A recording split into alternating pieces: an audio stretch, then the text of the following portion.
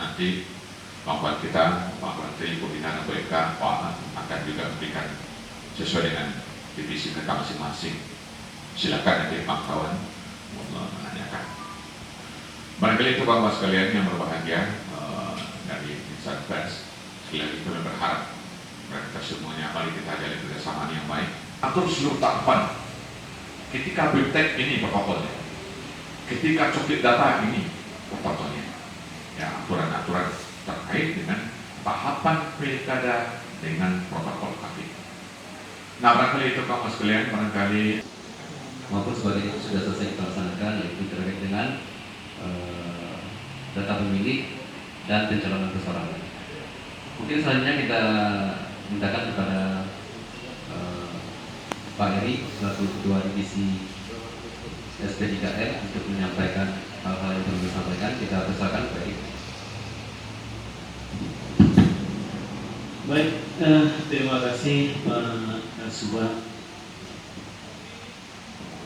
atas waktu yang diberikan. Izin Pak. Bismillahirrahmanirrahim. Kita sedang berjalan dari rumah ke rumah, menemui pemilih, mencocokkan data yang ada di daftar pemilih yang sudah kita turunkan atau AKWK yang sudah kita turunkan, diteliti yang sudah meninggal dicoret, yang sudah pindah pun dicoret ya AKWK-nya. Seperti itu. Kita sesuaikan data yang ada di lapangan. Itu tahapan yang sedang berlangsung. Kemudian tahapan yang sedang berlangsung juga adalah tahapan verifikasi faktual. Sebagaimana yang sudah disampaikan Ketua tadi, alhamdulillah hari kemarin kita sudah selesai melaksanakan rapat pleno terbuka. Alhamdulillah berjalan dengan aman dan lancar, tanpa ada kendala dan tanpa ada catatan di lampiran BA7, tanpa ada catatan keberatan dari bakal pasangan calon, baik itu bakal pasangan calon gubernur, wakil gubernur, ataupun bupati dan wakil bupati. Maka itu mungkin dari saya, kawan-kawan semua yang melatar belakangi acara kita ini seperti ini. Kita juga punya kewajiban untuk mensosialisasikan tahapan-tahapan yang berlangsung kepada teman yang lain. Kita itu adalah menyiapkan seluruh berita acara serta mengawasi seluruh tahapan kegiatan kepemiluan dijalankan atau dilaksanakan sesuai dengan aturan yang berlaku atau tidak. Satu contoh misalnya adalah yang sedang hangat-hangatnya adalah kegiatan verifikasi faktual. Nah, kegiatan verifikasi faktual pada prinsipnya di dalam proses kegiatan kita tidak memiliki kendala yang sangat berarti. Namun karena KPU dalam melaksanakan tugasnya jujur, adil, berintegritas, efektif dan efisien, otomatis dengan jumlah petugas verifikasi faktual yang banyak, tentunya tidak semuanya bisa memahami atau menangkap apa yang kita inginkan sesuai dengan aturan. Contoh kasusnya adalah ada di beberapa daerah yang harus diminta keterangan oleh Panwascam atau Bawaslu, dan kita di kabupaten pun setiap ada laporan atau tuduhan ataupun temuan yang kita anggaplah petugas itu tidak melakukan sesuai dengan aturan, itu pun kita proses saat ini masih di tahap dimintai keterangan. Kenapa ini kami sampaikan bahwa kita ingin pemilu di Kabupaten 50 kota itu berkualitas, benar-benar berkualitas, sehingga setiap penyelenggara di tingkat ad hoc, PPK, PPS, ataupun petugas verifikator tambahan yang tidak sesuai dengan aturan tentunya akan kita tindak sesuai dengan aturan pula. Nah, saat ini penindakannya masih dalam dimintai keterangan. Untuk jumlah orang itu ada sekitar 4 yang sudah kita minta keterangan terkait proses terpak yang mereka lakukan, karena laporan atau temuan kami dia tidak sesuai dengan aturan yang berlaku. Ini sepertinya sengaja saya gantung, pasti akan menimbulkan pertanyaan sama teman-teman. Tapi untuk pertanyaannya nanti saya tunggu saja. Mungkin itu saja. Persyaratan dukungan perseorangan pada saat ini sudah sampai dengan tahapan rekapitulasi hasil dari verifikasi faktual. Nah, kemarin itu sudah kita lakukan rekap di tingkat kabupaten. Alhamdulillah hasilnya berjalan dengan lancar, aman dan tanpa kendala yang berarti. Nah, mungkin perlu kita sampaikan terhadap hasil-hasil rekapitulasi yang dituangkan ke dalam BA7 KWK perseorangan. Ada 3 paslon yang kita lakukan rekapitulasinya kemarin itu. Yang pertama adalah paslon dari gubernur atas nama Bapak Haji Fahrizal M. Hum dengan Bapak Dr. Haji Genius Umar SOS MSI. Itu yang dari gubernur. Kemudian ada 2 paslon yang untuk Kabupaten 50 Kota. Yang pertama atas nama Bapak Mas Kadatur Kobo dan Pak Masril SOS MPD dengan Bapak paslon Ferizal Iwan SOS dan Bapak Nurkali Sesa. Nah, ini hasilnya sudah berita acaranya sudah kita berikan kemarin pada masing-masing Bapak paslon, baik itu di tingkat gubernur maupun di tingkat kabupaten. Dan juga sudah kita sampaikan kepada Bawaslu dan kepolisian. Mungkin kita sampaikan saja terhadap hasilnya itu yang dituangkan di dalam berita acara BA7 ini adalah hasil MS-nya, hasil memenuhi syaratnya. Untuk calon gubernur atas nama Pak Fahrizal dan Pak Genius, yang memenuhi syarat itu adalah 9.619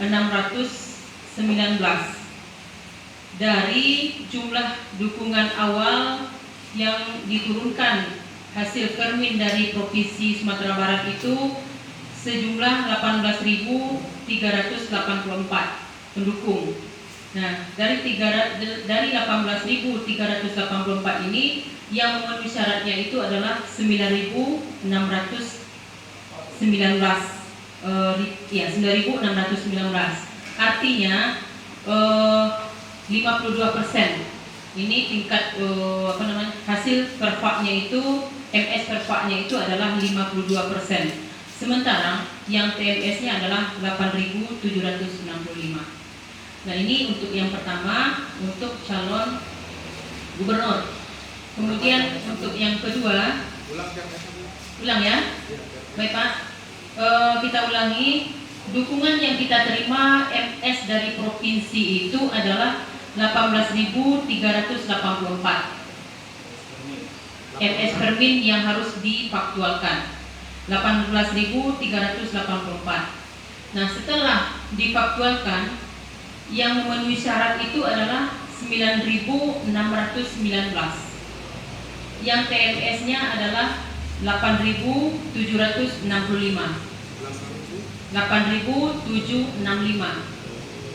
Artinya persentase dari perpak itu adalah 52%.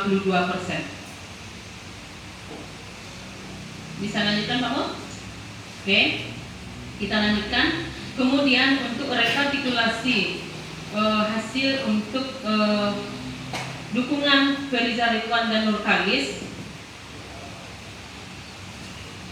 Untuk Pak Ferizal Ridwan, MS-nya adalah 16.400.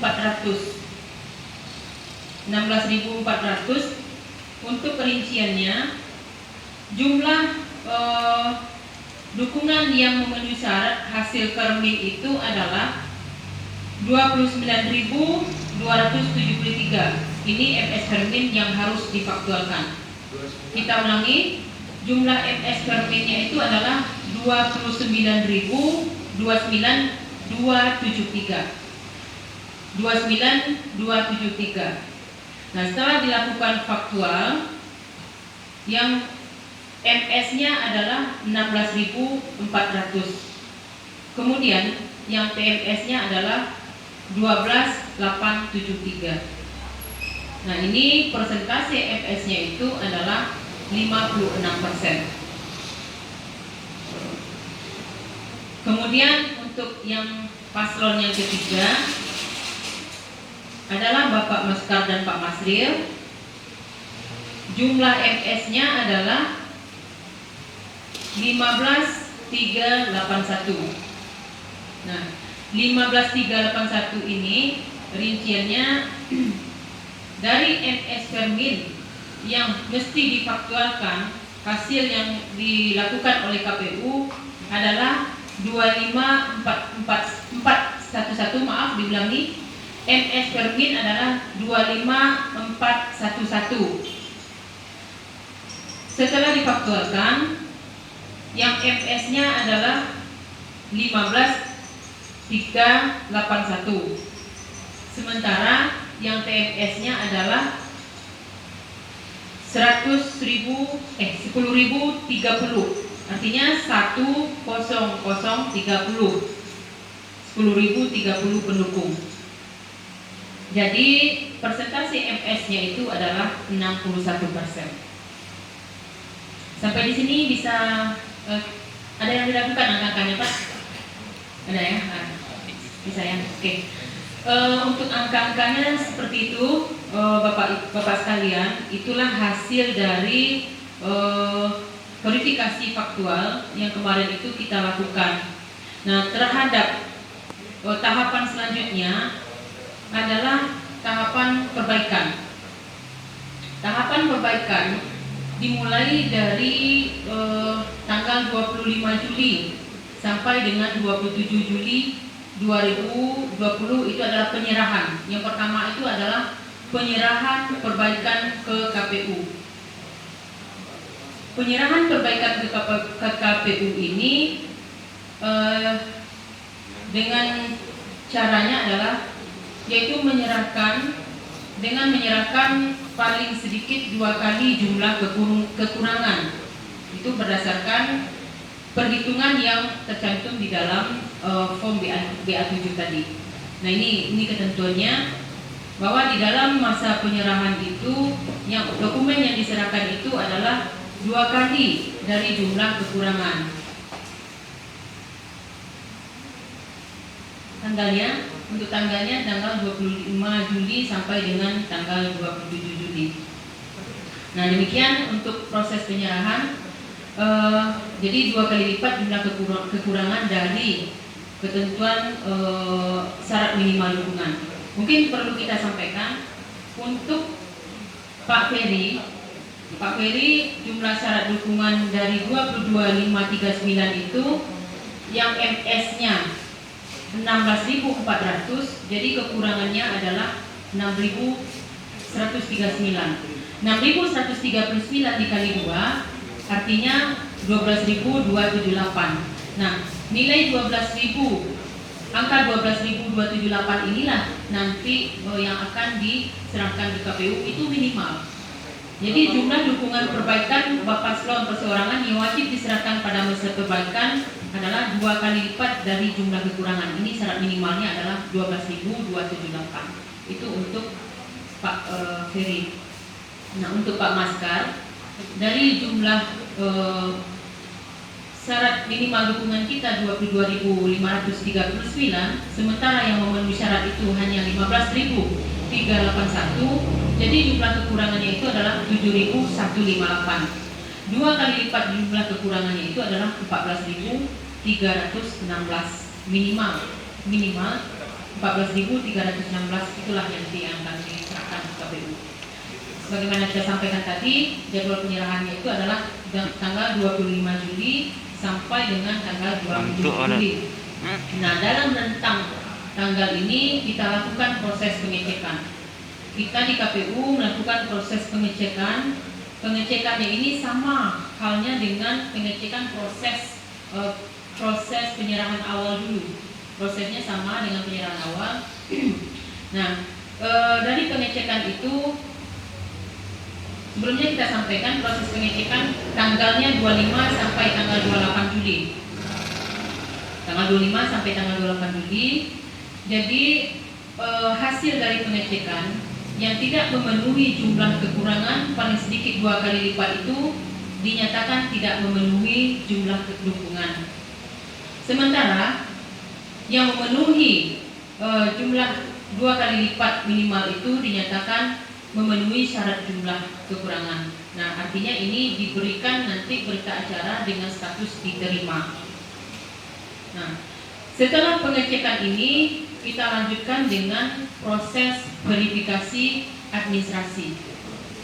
Proses verifikasi administrasi juga sama halnya dengan proses administrasi yang kita lakukan di awal dulu. Kita mengecek antara KTP B11 dan B1. Kita cek kesesuaian data-datanya. Ini proses verifikasi administrasinya. Nah, di proses verifikasi administrasi ini dilakukan terhadap Bapak paslon yang telah status diterima tadi. Artinya di pengecekan itu jika status Bapak paslon tadi sudah diterima, artinya sudah memenuhi 2 kali jumlah kekurangan, bisa masuk ke tahap verifikasi administrasi. Nah, kalau seandainya tidak mencukupi 2 kali jumlah kekurangan, jadi tidak bisa kita lanjutkan ke dalam proses verifikasi administrasi. Nah, begitu ketentuannya. Kemudian setelah dilakukan verifikasi administrasi, dilanjutkan dengan verifikasi faktual. Di verifikasi administrasi ini ketentuannya juga sama. Jika memenuhi syarat kekurangan, artinya terpenuhi syarat kekurangannya, maka dilanjutkan ke verifikasi faktual. Nah, jika tidak memenuhi syarat kekurangan, maka tidak bisa dilanjutkan ke verifikasi faktual. Artinya step by step itu ada sifatnya, ada istilahnya apa ya? Di pengecekan kalau tidak mencukupi, stop sampai di situ. Ya, serah penyimak. Nah, maksudnya kalau di pengecekan tidak mencapai 2 kali kebutuhan, stop, tidak bisa lanjut ke permit. Di permit kalau tidak mencapai syarat minimal, syarat jumlah dukungan kekurangan, stop sampai di situ, tidak bisa lanjut ke faktual. Sementara yang kemarin yang tahap awal di permit berapapun jumlahnya langsung masuk ke dalam faktual. Nah, ini ketentuannya adalah sistem apa ya? Gagal apa ya namanya? Kurang tahu juga saya. Jadi kalau tidak mencapai di permit itu jumlah syarat kekurangannya itu, stop sampai di situ, tidak bisa lanjut ke faktual. Nah, ini ketentuannya. Nah, di faktual apa Pak? Jadi di faktual itu nanti di aturan yang lama itu di PKPU 1, metodenya masih metode kolektif. Artinya awalnya PPS menerima untuk LO mengumpulkan di PPS itu awalnya. Tetapi hal ini sudah dirubah di PKPU 6 tahun 2020. Ketentuannya adalah pasal 44 itu ketentuan mengenai verifikasi faktual sebagaimana dimaksud dengan pasal 36, 37, 38 berlaku mutatis mutandis terhadap verifikasi faktual kebaikan. Artinya berlaku sama dengan ketentuan yang awal. Sensus, kembali sensus. Ya, kembali sensus. Sensus artinya ketentuannya kita PPS kita nanti petugas-petugas kita kembali mendatangi setiap tempat tinggal pendukung. Barangkali itu dulu penyampaian